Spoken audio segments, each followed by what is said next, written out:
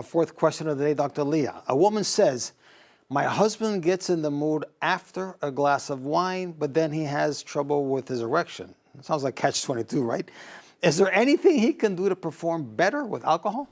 Well, one glass of wine really shouldn't do that, so there might be an underlying cause, or maybe he's just drinking a little more than one glass of wine and you don't know about it. Yeah, plus she doesn't say how big the glass is, right?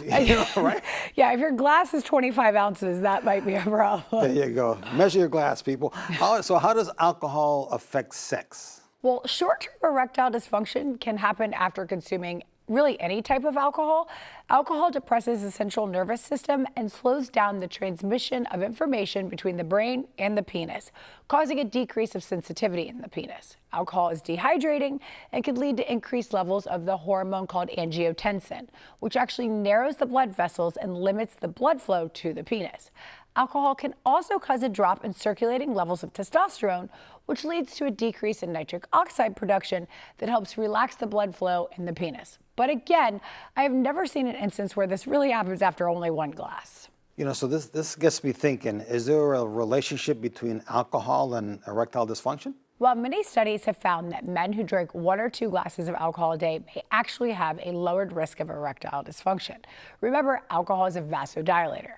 Many other studies have shown a significant relationship between regular consumption of alcohol and ED.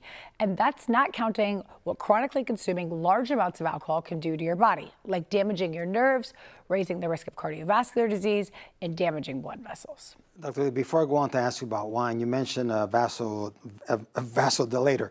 What is that? Did I pronounce that right? So if you're dilating the blood vessels, it's becoming larger, allowing more blood flow. Okay, beautiful, thank you.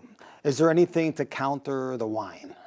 Yeah, there are some foods that could help with ED. If he's a wine drinker, maybe you suggest he switches to only red. That does have some antioxidants, and some research suggests that it could possibly boost testosterone levels because it blocks an enzyme in the body that attaches to the molecules to testosterone and then sends a message to the kidneys to excrete it.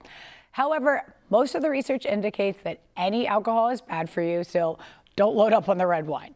The World Health Organization warns that no amount of alcohol is safe, and Canadian guidelines actually just recently dropped their weekly recommendations to 1 to 2 per week. And in France, they increased it by 5 per week. Anyway. Exactly. I mean, I think we're all guilty of it. Just now that I have all of this research, it just makes it less exciting. Like that vodka soda, I'm like, yeah, this is just poison. Exactly. It's an antioxidant at least. At least it got some benefit. You know, the antioxidant thing is really overrated. Really? It really is. It's various vitamins that it's really more of a marketing ploy. Yeah. I mean, antioxidants do great things, but there's much healthier ways to get it than drinking alcohol. Oh, you just kill my buzz. All right, here we go. It's just something we tell ourselves to make us feel better. There you go.